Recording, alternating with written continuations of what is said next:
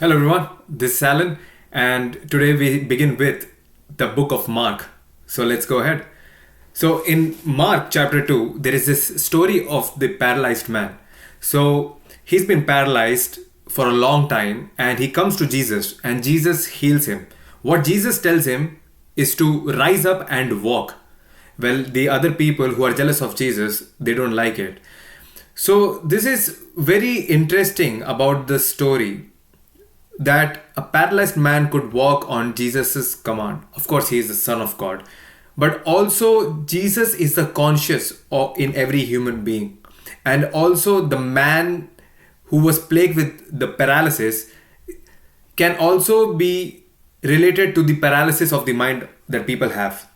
Common examples of paralysis of mind can be laziness and procrastination. They are all related in some manner.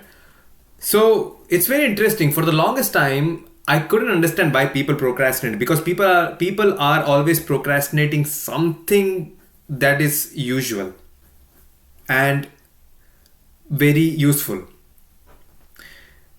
But it's not only that they are putting off the effort that they need to do to get the work done, but they are also putting off the benefits that they would gain if they got the work done. Right? For example, you didn't start studying at 12 noon, which is the time that you decided for yourself that you would start studying, but then you didn't do it. So I thought it was very peculiar why people even did that, because why are they putting off something that will definitely bear them fruit, a good fruit? Because if they get the work done, they can take benefit of the fruit that they get.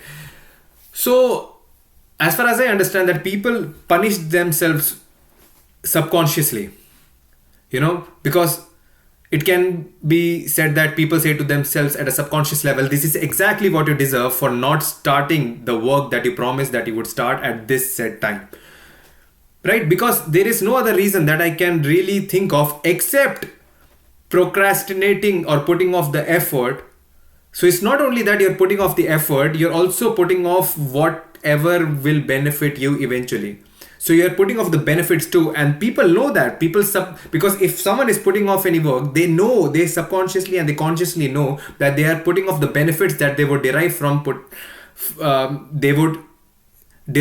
getting the work done. So they're putting that off, and it's very interesting because you'd think that people love themselves so much that they'd get the work done so that they can take all the fruit for themselves. They can enjoy the fruit that the hard work bears. But that's not the case. They consciously put off the effort so that they can punish themselves at a subconscious level. Well, people are not punishing themselves consciously, but at a subconscious level, by putting off the work that will benefit them as a punishment to themselves because they didn't keep their word. So,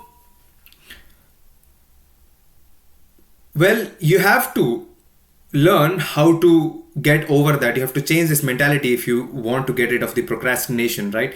So, what usually holds people back is something that happened in their past that is still bothering them. It can be something that they did that caused them embarrassment and shame. So, well, you need to forgive yourselves for the things that you've done so that you can take the next step. And the next step is the way to get out of the procrastination. So, how to do it? Well, how to forgive yourselves. We'll start with that. Well, you have to think about what you did. Exactly. Down to the last detail. You have to draw out what you did exactly, right? Because people tend to distract themselves to avoid the pain of thinking what exactly happened in that moment. All right. So, and once you've done that, you can draw out alternative solutions of what could you have done better in that exact situation. And time again, I've seen that the history always repeats itself. Meaning that, let's say, if a situation caused you embarrassment, let's say embarrassment from the opposite sex, when that same scenario happens again, which it will, for some reason, these encounters, these embarrassing moments, they still recur. in some peculiar manner. It's like the history repeating itself and giving a second chance to prove yourself to yourself that you've improved. At that moment, if you take stock and you are aware, okay, you know what, this is exactly what happened the last time I was embarrassed. Now I can act differently and prove to myself I'm a better person. In that moment, if you do it, you're a different person. You've done it. And it's a wonderful feeling to do that. Well, and it's better to do it the second time because you've had enough time to prepare for the situation. But if not, sometimes, I don't remember from where I exactly heard this quote. I don't remember the source, but I'm going to mention it. It says that the history repeats itself until you learn from it. And I thought that was really interesting. So, of course, and you don't want to artificially create that situation, because people can take in the idea of wanting to confront the situation that caused them embarrassment again, and they can subconsciously act in such a manner which will invoke that circumstance. I don't think that's of any benefit, but it is better to be prepared for the situation if it were to rise again. There is a very interesting verse in the book of Mark that talks about preparedness. It goes like this. And Jesus said to them, "Can the wedding guests fast while the bridegroom is with them? As long as they have the bridegroom with them, they cannot fast. The day will come when the bridegroom is taken away from them, and then they will fast in that day." Mark chapter 2 verses 19 to 20. Well, here Jesus is represented as all things that are good, right? But of course, inevitably in everyone's life, there comes a phase where things are not good. All the good things are taken away from them.